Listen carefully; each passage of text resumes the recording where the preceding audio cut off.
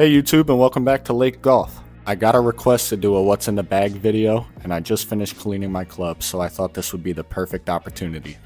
Alright, let's get inside and take a look at what's in my golf bag. Starting with my putter, I have the Odyssey DFX blade. I actually got fitted for this putter. I tried using a mallet, double wide blade, a bunch of different configurations, but this is the one that I was able to judge the distance the best and had the best radius around the hole with, so that's what I stuck with. I still suck at putting though. Moving on from the putter, start with the smallest club in my bag, my 60 degree. I have a BombTech Midnight Shadow 60 degree with a regular flex steel shaft on it. I got these wedges when I first started golfing, and I got them mostly because they were the most affordable. While they do what they need to do, I guess, I wouldn't recommend getting these. The finish is wearing off pretty quickly, and honestly, there's just so many better options out there. Don't waste your money. Up next is my 56 degree, one of the newer clubs in my bag. So this club is relatively new to me. It's my 56 degree.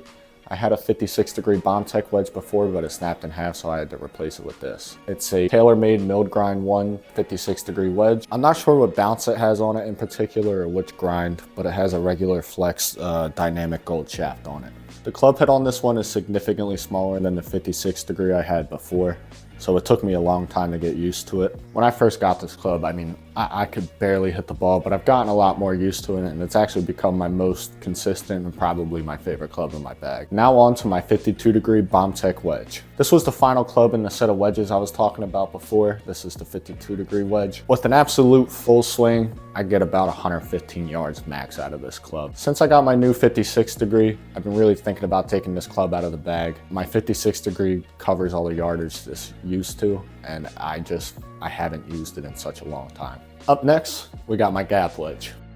This is the first club in the set of irons that I have, the Mizuno JPX 921 Hot Metals. These all came with a Nippon NS Pro 950 regular flex shaft, and they all came stock with the Golf Pride grips. Generally, I look for this club whenever I'm like 120 to 130 yards away from the green. It fits that distance perfectly for me. I really like this club. It's super accurate and it does exactly what I need it to do. I like that there's no cavity back on it because it just allows me to have a little bit more feel with the club and make sure I'm putting it where it needs to be. Moving on to my pitching wedge.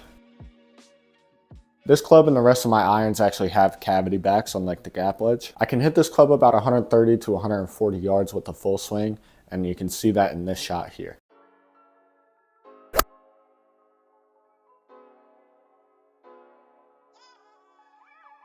As with all newer clubs, the loft on it is jacked up just so you can get a little bit extra distance. This pitching wedge is lofted at about 44 degrees, which is dab smack in the middle of a standard 9-iron and pitching wedge loft. All the clubs in the set are like this.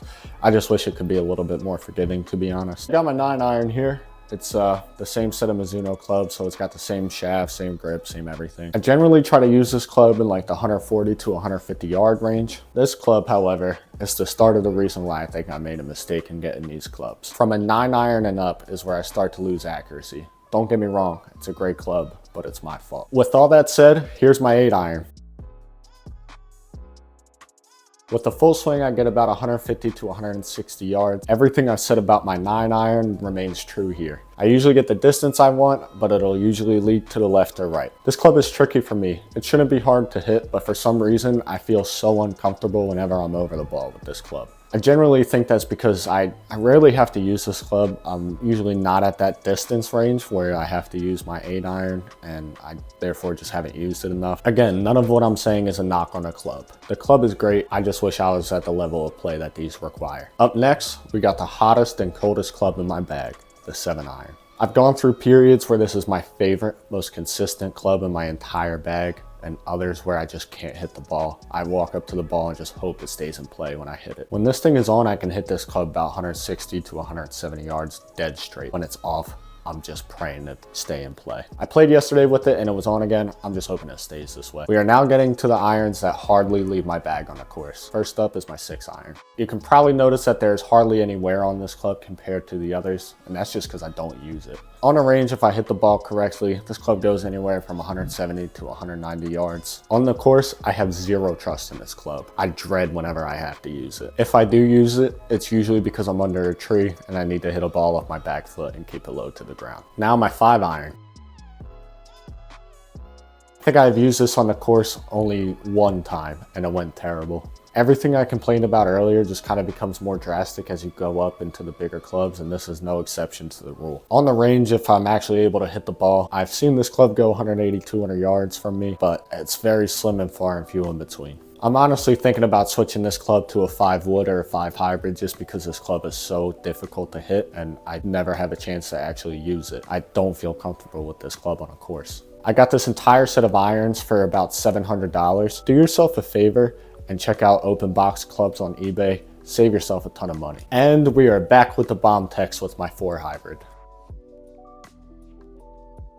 This club is beat to hell, but it does what it needs to do. I hit this club about 195 to 210 yards. It has a regular flex steel shaft, and honestly, it's nothing special. It just does what it needs to do. Do yourself a favor and go get yourself some quality pre-owned clubs. Don't waste your money on a brand like BombTech when there's way better clubs out there for just as much or less money. So for my 3-wood, I have a Callaway X-Hot with a stiff shaft. I bought this used for about $80. And it's actually my favorite club in my bag. Even with years of use, this club hasn't lost any juice at all. I can hit this club about 215 to 230 yards, and it's one of the most accurate clubs in my bag. Whenever my driver isn't working, I generally put it away and bring this out. I'll sacrifice a little bit of distance if I'm able to hit the fairway every time. I love this club. Last but not least, I have a Cobra Speed Zone driver with a hazardous stiff shaft on it. I got this on sale for about $200 and I don't regret it at all. It's really super forgiving. I have a few 300 yard plus drives with this thing, but I mostly average from like 260 to 280 yards. I really like the carbon fiber on this club and the colorway. It looks great when you're looking down at it, and I feel so comfortable looking at it over the ball. Okay, and for the bag, I have a 2020 Mizuno Tour stand bag. It's actually a hybrid between a cart and a stand bag, so it stands up straight if you need it to, and then it folds down real easy if you're walking. I love this bag. I got it for about 200 bucks. I got it on a super deal from one of the discount golf sites.